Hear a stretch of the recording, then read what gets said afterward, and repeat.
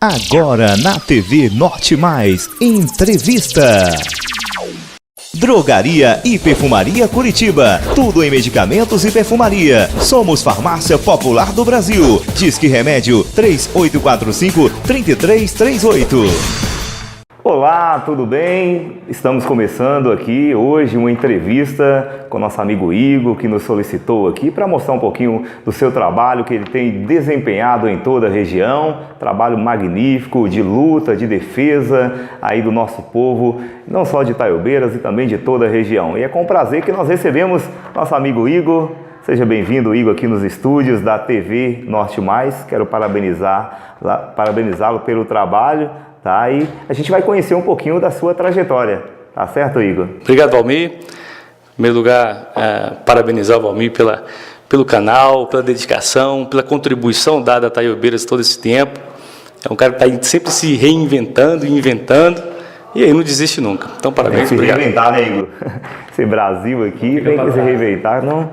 A gente fica para trás. Igor, gostaria que você falasse um pouquinho de você, o que você faz. Você mora em Belo Horizonte recentemente. O que você faz lá em Belo Horizonte? Qual a função você desempenha? Que você se apresentasse primeiramente para o nosso público que está nos assistindo em casa. Bem, obrigado. Bom, meu nome é Igor Oliveira Nunes, eu sou da cidade aqui de Berizal, na região aqui do Alto Rio Pardo. Resido em Belo Horizonte já há quase 6 anos. Me formei em Geofísica e Geologia pela Universidade de São Paulo, pela USP, isso em 2007. Sou hoje servidor de carreira, funcionário público federal no Serviço Geológico do Brasil. E de alguns anos para cá eu resolvi, me interesso muito pela área e resolvi fazer gestão pública, né? Esse é meu último ano de graduação. E desde então resolvi colocar o máximo de prática possível no curso, e daí que vai nascer algumas coisas que vieram aí dos últimos meses para cá. Beleza, e a administração pública, né, ela é apaixonante, né, Igor?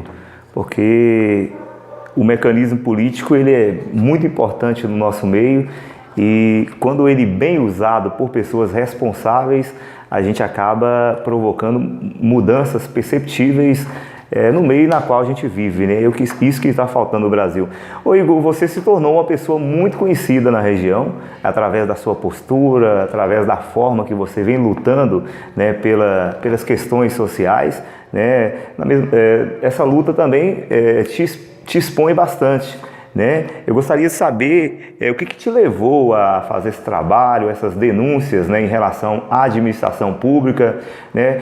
Qual foi o momento assim que você tomou coragem, que você falou com você, eu preciso fazer alguma coisa, eu preciso contribuir também para mudar a realidade na qual nós vivemos hoje em dia? Olha, Valmir, no caso da minha cidade especificamente, né, são 22 anos já de emancipação política, né? Então, em que momento levou? Na verdade, eu nunca gostei de ser coadjuvante em nada. Eu sempre fui um cara que sempre fui protagonista onde eu atuei, onde eu trabalhei, onde eu estudei.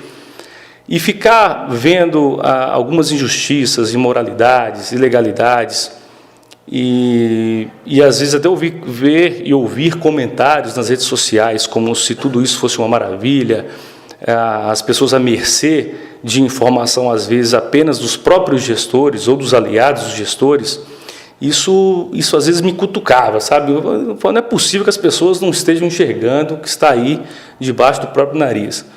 Então, de tantas pessoas ficarem conversando e falando, tem isso, tem aquilo, eu resolvi uma vez, junto com o meu companheiro Arthur, infelizmente havia óbito, né, uma tragédia aconteceu com ele, nós resolvemos então levar a informação para as pessoas.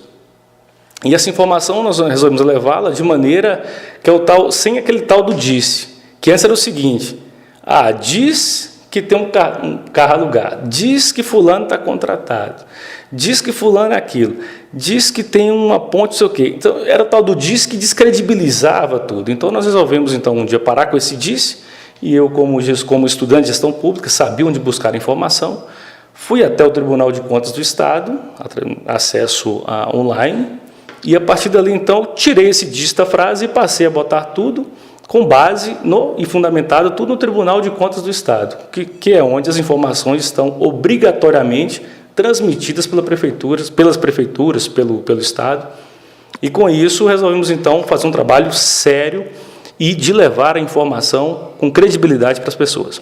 E por que vocês tiveram assim a ideia, né, de lançar aí o canal, né, Arame Farpado? Né? Qual o momento que vocês tiveram, você e seu parceiro Arthur, né, que hoje é falecido? Boa pergunta. Nós criamos a origem do nome também. A origem do nome. Bom, na verdade o nome nasceu depois da nossa ação. Foi criado na época um grupo de WhatsApp e as pessoas, chamado Berizal o que queremos, essa era a ideia. As pessoas colocaram ideias do que poderia ser melhor para a cidade. Então, e lá havia pessoas de A a Z, aliados, contrários, enfim, era um grupo de WhatsApp bem multidisciplinar. E ali eu percebi alguns comentários, às vezes em pró da administração pública, que também me deixava intrigado. Eu falava, mas de onde está tirando isso? Não é possível que... Então, em vez de ficar discutindo no WhatsApp, em vez de ficar discutindo com pessoas do boca a boca, eu cheguei para Arthur e falei assim um dia, vamos fazer o seguinte, vamos fazer um programa no domingo ao vivo, para esclarecer para as pessoas como é que elas podem buscar a informação e fazer perguntas, a gente responde. A ideia era um programa só, um único e exclusivo programa. E aí marcamos um dia, foi um dia 20 de maio, que virou um programa mais tarde, a posteriori, virou o programa Arame Farpado Zero. Na época não existia esse nome Arame Farpado. Mas a questão do arame farpado surgiu quando, logo depois desse primeiro programa, para minha surpresa, para nossa surpresa, os gestores, os aliados, em vez de reconhecerem o que estava escancarado, depois de tudo que nós mostramos, eles partiram para dizer que as informações eram falsas, que as informações do Tribunal de Contas tinham erro, que não sei o quê.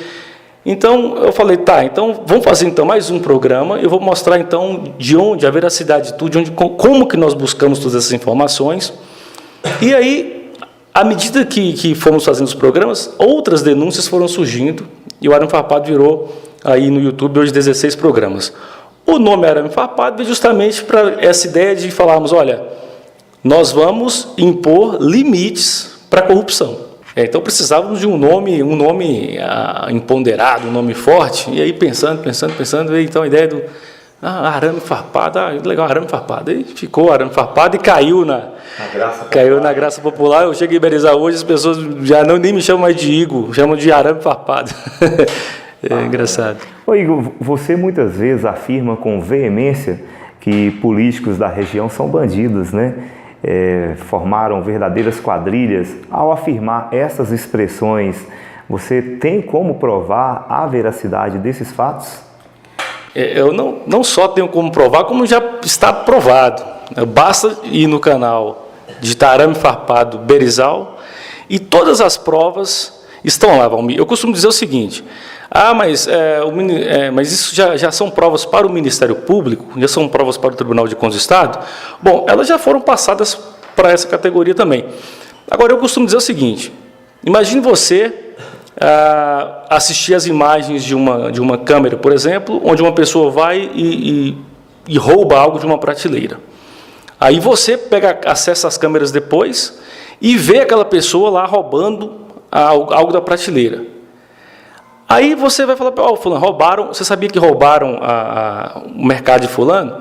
A pessoa fala assim, não, mas não tem nada provado ainda, porque o Ministério Público ainda não mandou prender. Então, assim, se você quiser esperar uma manifestação do Ministério Público, tudo bem, espere. Agora, as coisas estão nos seus olhos. Então, eu acho que o julgamento, você pode, quando é bem fundamentado, como a gente apresenta no programa, está lá. Então, basta que você próprio faça o seu próprio julgamento acerca disso. Não precisa esperar que o Ministério Público julgue se aquilo foi procedente ou se não foi.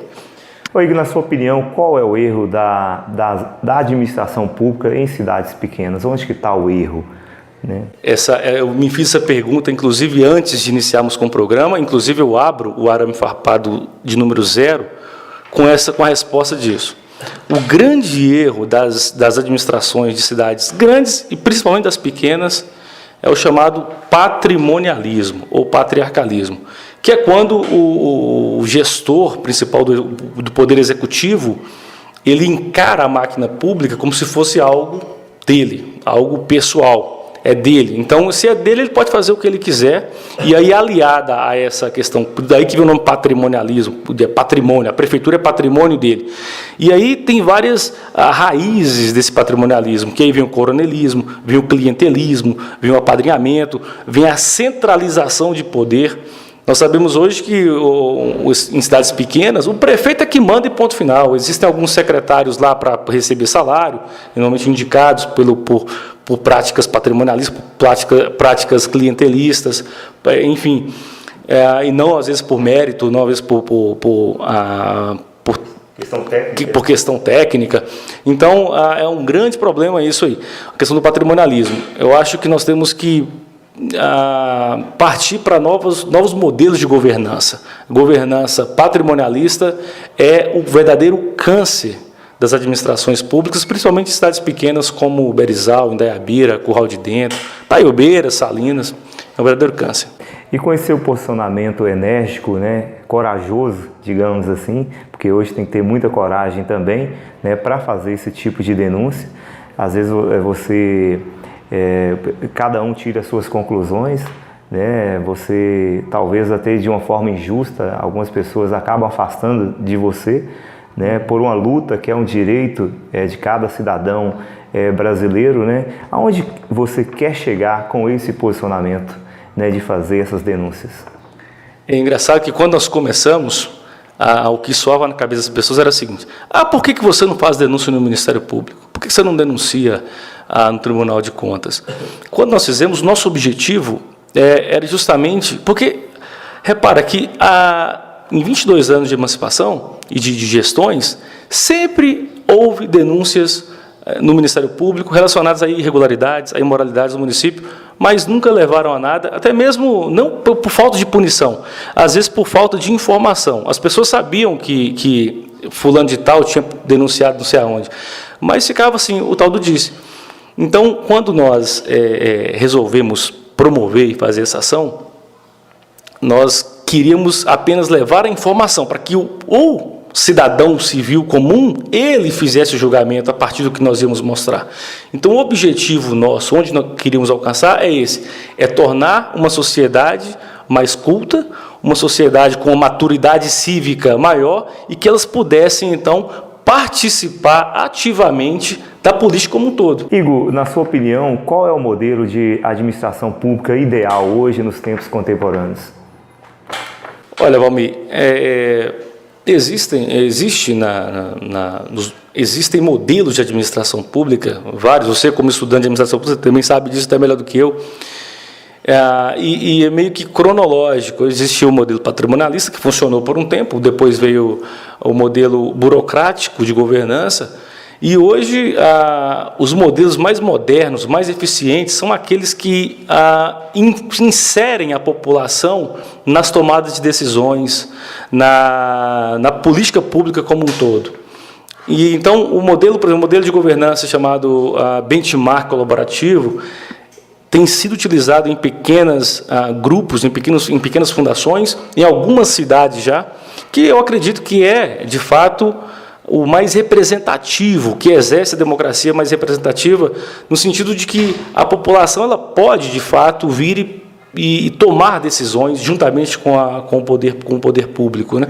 E não, porque os anseios são dela. Isso é importante. Eu aprendi na faculdade, Valmir, que recursos públicos eles devem ser utilizados para atender as demandas da sociedade, e não demandas de família, não demandas de grupinhos.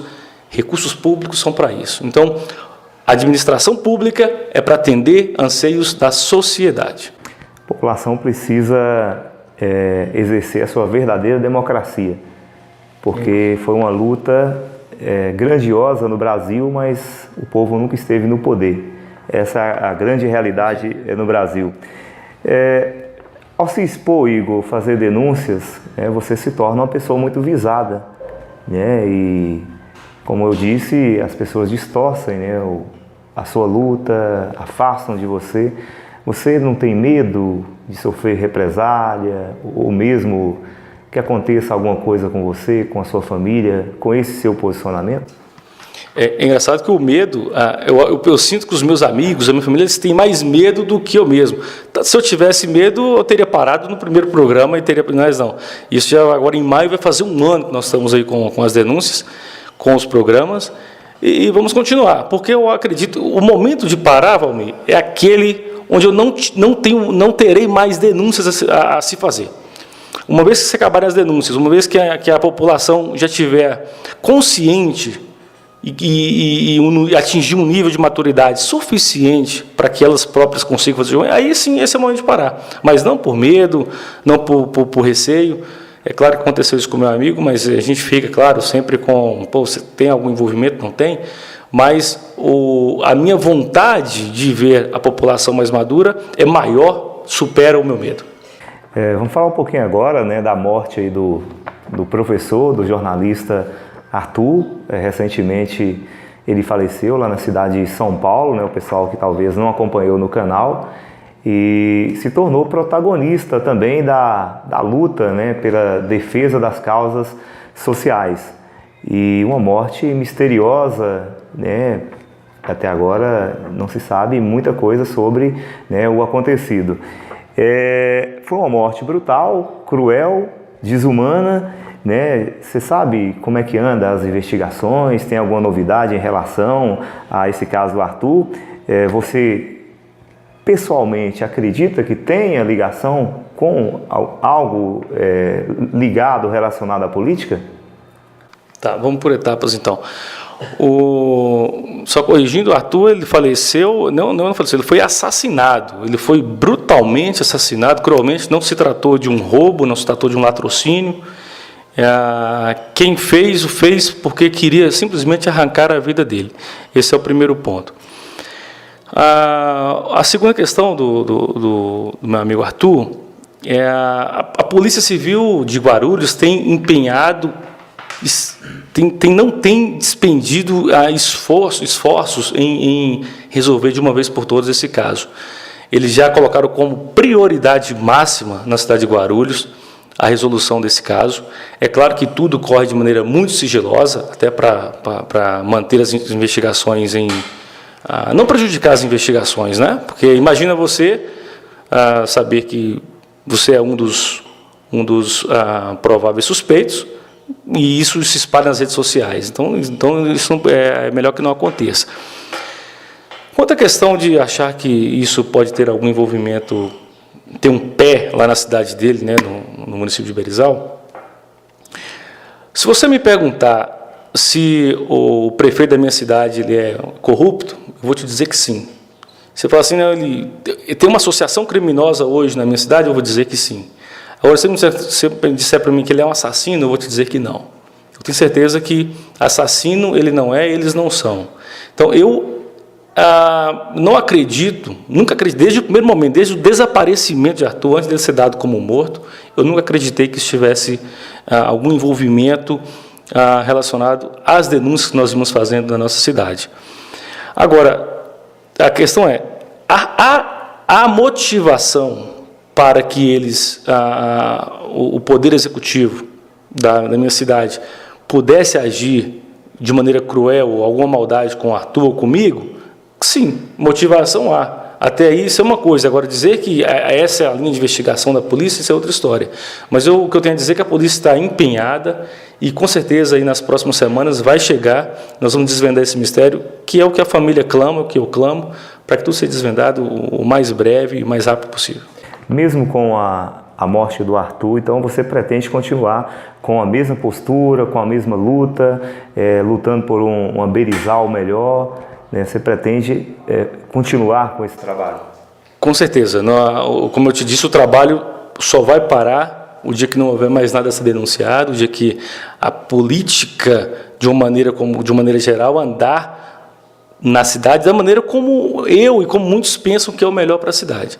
O programa já vinha com uma certa mudança de tonalidade, nós já vimos voltando o programa mais para a questão mesmo de levar informação de governança, não necessariamente sempre com denúncias, porque imagina uma cidade também que todo domingo a gente leva denúncias uma atrás da outra, também não é de se imaginar que isso aconteça. Você passa o ano inteiro, todo domingo, fazendo denúncias. Então, A gente espera, assim, que a população cresça e, como eu disse no início, que tenha capacidade de fazer os seus julgamentos. Esse era o momento de parar. Tá certo. Igor, para finalizar, o povo quer saber.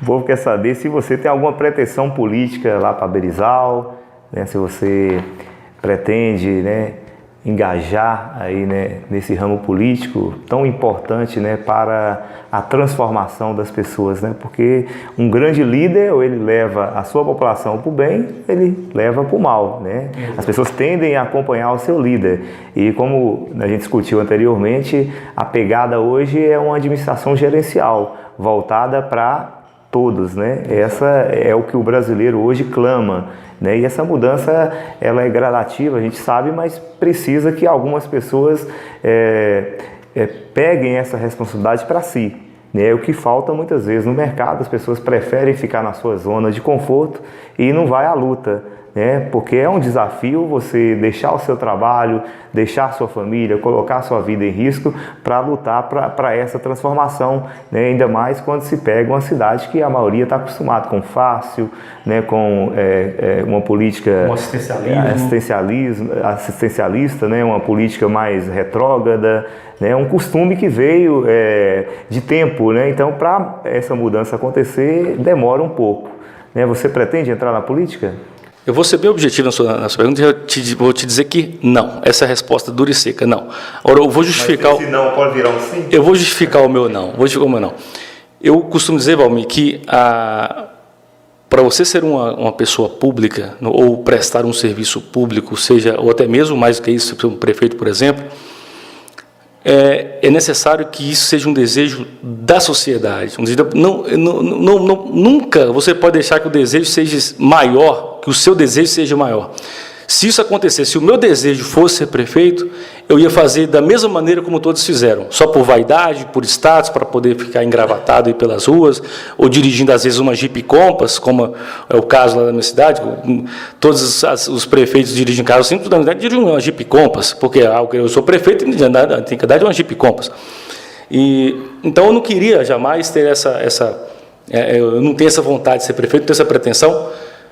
Agora, se chegarmos em 2020, a pessoa, o candidato que eu achar que não atenderá a esse perfil, que seja capaz de mudar a realidade da minha cidade, e se for um desejo da população, ainda mais depois da morte do meu amigo, meu nome estará sim disponível,